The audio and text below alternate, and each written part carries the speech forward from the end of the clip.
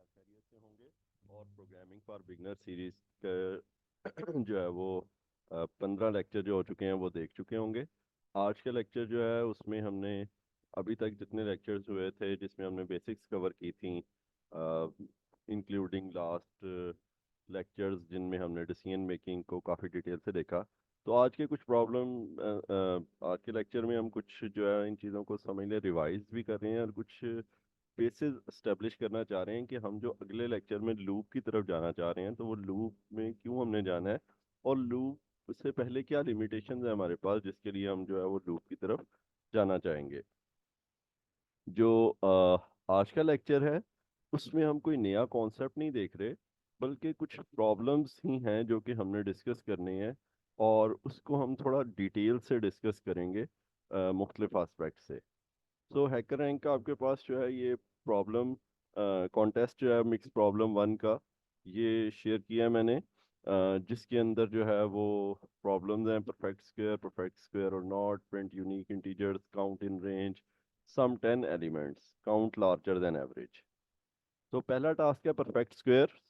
Input a number integer but not a perfect square, तो it is given clear, very clear cut कि number जो input कर रहे हैं वो परफेक्ट स्क्वायर नहीं है। ठीक है, यानी इसका क्या मतलब है कि आपके पास जो है वो 5 हो सकता है, 6 हो सकता है, 7 हो सकता है, 8 हो सकता है, 9 नहीं होगा, 10 हो सकता है, 11 हो सकता है, 12, 13, 14, 15, 16 नहीं होगा। ठीक है, तो कहता है print an integer smaller but closest to number and perfect square, print another integer larger but closest to number and perfect square. Okay, so for example, if you have a number 7, तो इससे जो closest छोटा perfect square है वो 4 है और इससे बड़ा जो क्लोजेस्ट परफेक्ट स्क्वायर है वो 9 है। ठीक है, तो ये आपने क्वेश्चन करना है कि फॉर एग्जांपल अगर आपके पास इनपुट आ जाती है let's suppose 28, so 28 is not a perfect square, but 25 is a perfect square and 36 is a perfect square. So your answer will be 25, 36. तो इसको करने के लिए क्या तरीका अडॉप्ट किया जा सकता है? ठीक है, इसके लिए कंडीशन लगानी पड़ेगी? नहीं। इसके लिए जो है वो आपको कोई लूप लगाना पड़ेगा? नहीं। सिंपल, बहुत सिंपल। आप इसका स्क्वायर रूट ले लें। का स्क्वायर रूट लेंगे तो वो वैल्यू आएगी एक फ्लोटिंग पॉइंट में। फॉर एग्जांपल इस केस में हमारे पास आंसर आएगा 2 पॉइंट समथिंग। सो 2 पॉइंट समथिंग को जब हम इंटीजर में लेके जाएंगे तो वो 2 बन जाएगा। ठीक है, and you can print the square, 2 multiply by 2 4। और इसी तरह इसमें एक ऐड कर देंगे 2 में तो it will become 3 and 3 multiply by 3 is 9। Task true है परफेक्ट स्क्वायर और नॉट। अगेन ये पिछले सवाल से, अगर आपने पिछला सवाल समझ लिया तो ये बहुत आसान सवाल है कि आपने नंबर को बताना है कि वो परफेक्ट स्क्वायर है या नहीं है। ठीक है, तो क्या तरीका है? स्क्वायर रूट ले। ठीक है, आपको जो है वो आप चैट जीपीटी इधर उधर चीजें पूछेंगे, लोग कहेंगे लूप लगा के चेक करें, ये करें वो करें। सिंपल, आप स्क्वायर रूट ले और उसमें से जो है वो देखें उसका फ्रैक्शनल पार्ट है या नहीं है। उसका क्या तरीका है? उसको माइनस कर दें इंटीजर वैल्यू से उसी की और चेक कर लें वैल्यू अगर जीरो है तो इसका मतलब फ्रैक्शनल पार्ट नहीं था, अदरवाइज फ्रैक्शनल पार्ट था। अगर फ्रैक्शनल पार्ट था तो स्क्वायर रूट परफेक्ट स्क्वायर नहीं है, अगर नहीं था तो परफेक्ट स्क्वायर है। सिंपल। टास्क 3 है read 4 numbers and integers, the integers may be repeating, check and print distinct integers only, consider an example. वो कहता है कि नंबर है आपके पास 4, उनको इनपुट करें और उन नंबर्स को प्रिंट करें जो कि जो है वो यूनिक है, यानी कि अगर एक नंबर दूसरी तीसरी दफा आ रहा है तो उसे प्रिंट नहीं करना। ठीक है, अगेन 4 वैल्यूज है सिर्फ, तो आपको लंबा चौड़ा लूप वगैरह लिखने की, सॉर्टिंग करने की, इस तरह की किसी चीज़ की ज़रूरत नहीं है। सिंपल क्या करें, पहला नंबर तो प्रिंट करना ही करना है भाई। दूसरे नंबर को चेक करेंगे वो पहले तो नहीं आया, दूसरे नंबर को सिर्फ पहले नंबर से चेक करें, अगर आया है तो छोड़ दें, नहीं तो प्रिंट कर दें। तीसरे नंबर को दूसरे और पहले से चेक कर लें।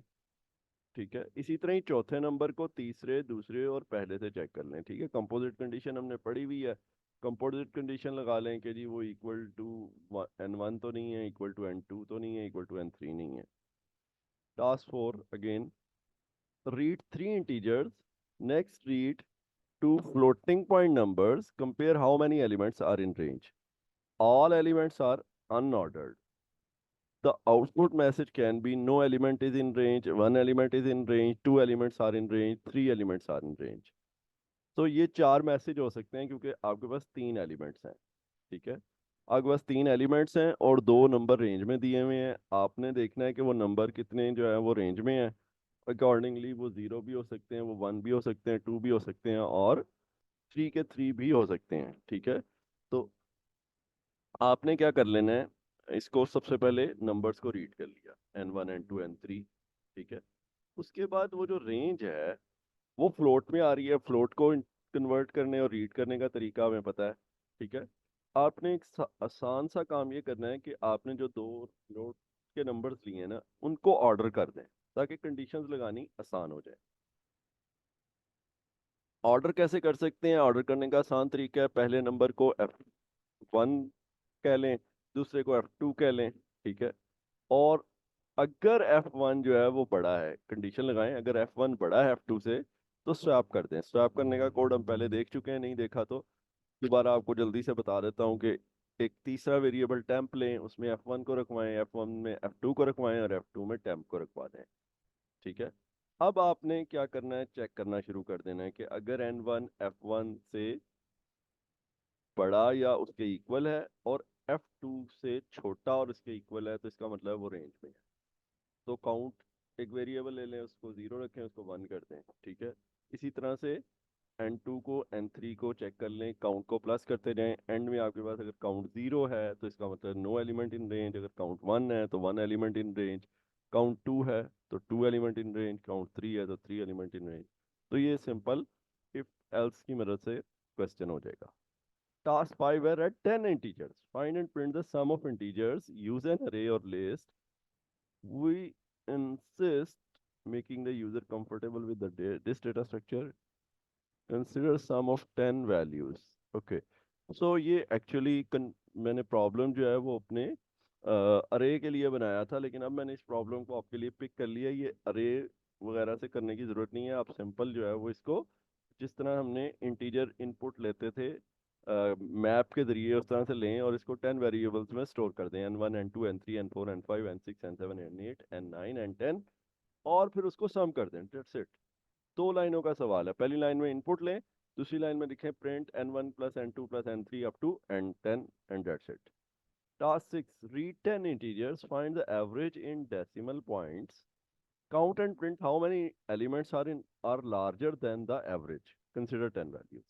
So again, किसी लिस्ट की, किसी लूप की, किसी अरे की ज़रूरत नहीं है। सिंपली पिछले सवाल की तरह आप मैप लगा के n1 से लेके n10 तक वेरिएबल्स जो है वो रीड कर लें पहली लाइन में, दूसरी लाइन में एवरेज कैलकुलेट कर लें। एवरेज क्या है, n1 plus n2 plus up to n10 divided by 10।